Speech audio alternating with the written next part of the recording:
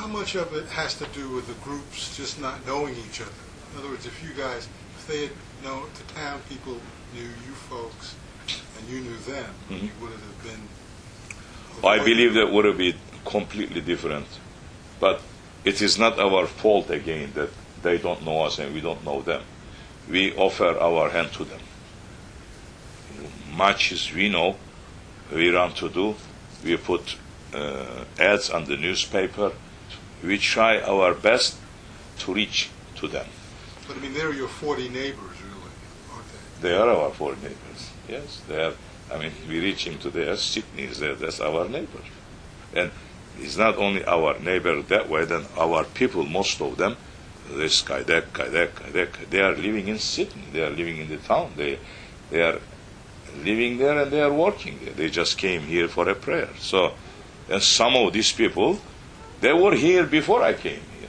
So, this is not that we just ignore them completely and we say, okay, we're going to do whatever we want. No, we went to the town, we rent a place there, we make wedding parties, we make activities. Our brother here, Hans, he's working with them all the time. He's doing construction work. He's going and working with people. He's talking. We have no problem with the people of Sydney or Sydney Center. A couple of people may come out and say words. It's very, very normal.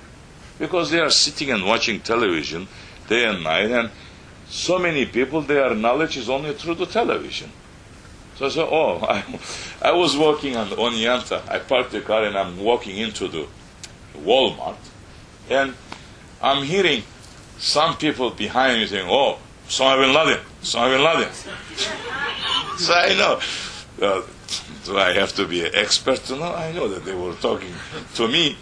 So I just turned around, I looked at them.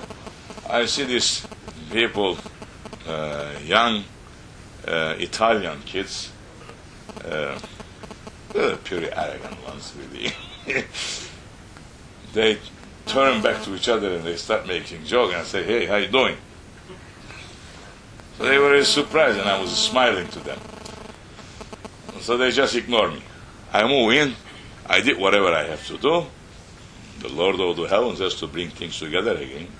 I was very sincere with them. I said, it's very normal. These people, this is the only thing they are seeing on the television. And that day I was wearing a white turban.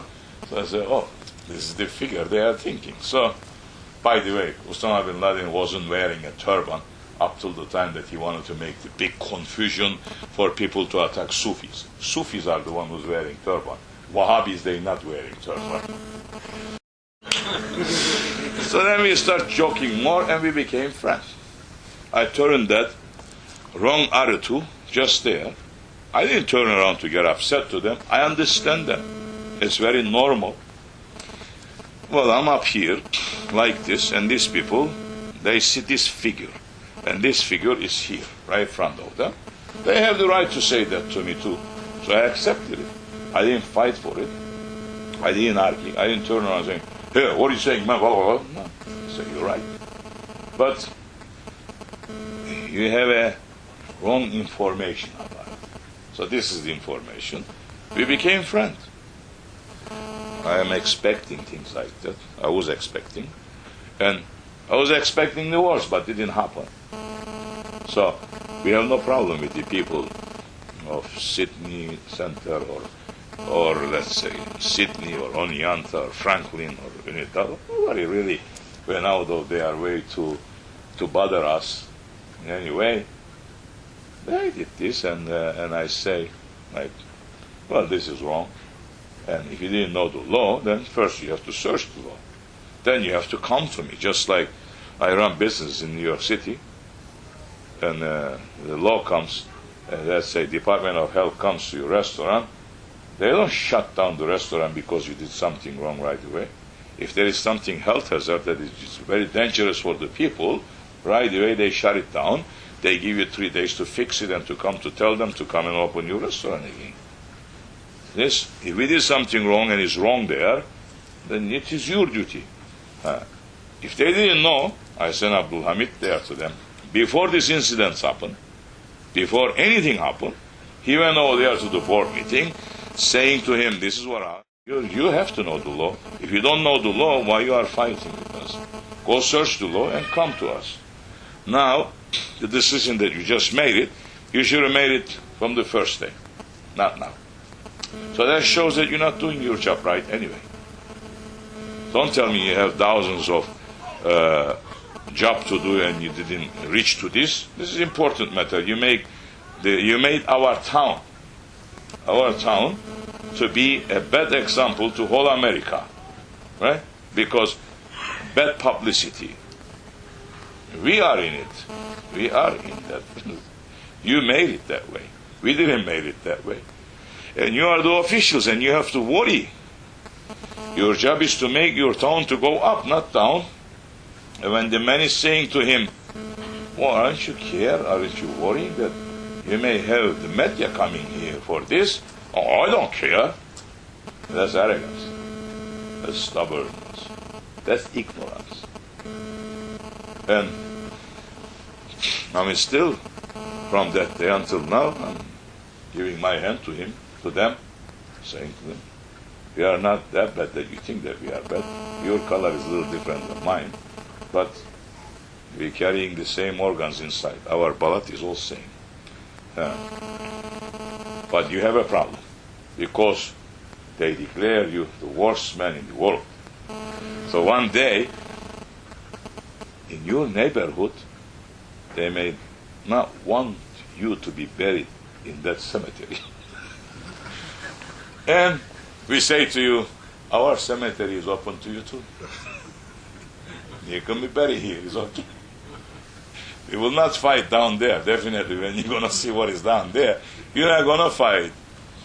And you think this is a joke? Well, I tell you, Shah of Iran, he owned almost 70% of Iran. I'm not going to debate here what happened is right or wrong, but I'm just going to say an example. He owned so much real estate in America, the Shah of Iran, and different parts of the world. So when the revolution happened and the Shah has to leave, and he came to America and he was living in America, he got sick in America, as you know, and he died here. The Iran said, we don't want him here, because he is the worst man in the world. They declare him worst man in the world. The America saying, although that he was our friend, we're looking down in the road what's going to happen with our neighbors in the world. So nicely they say to them, we're not burying you here. And no country came forward to accept his dead body, except Egypt. Which Egypt is very special, is burying pharaohs, pharaohs. So our prophet is saying, either you take lesson from the history, or Allah subhanahu wa ta'ala will make you a lesson to the history. Either you become a history, or you take lesson from the history. So this word is to Bob McCartney too.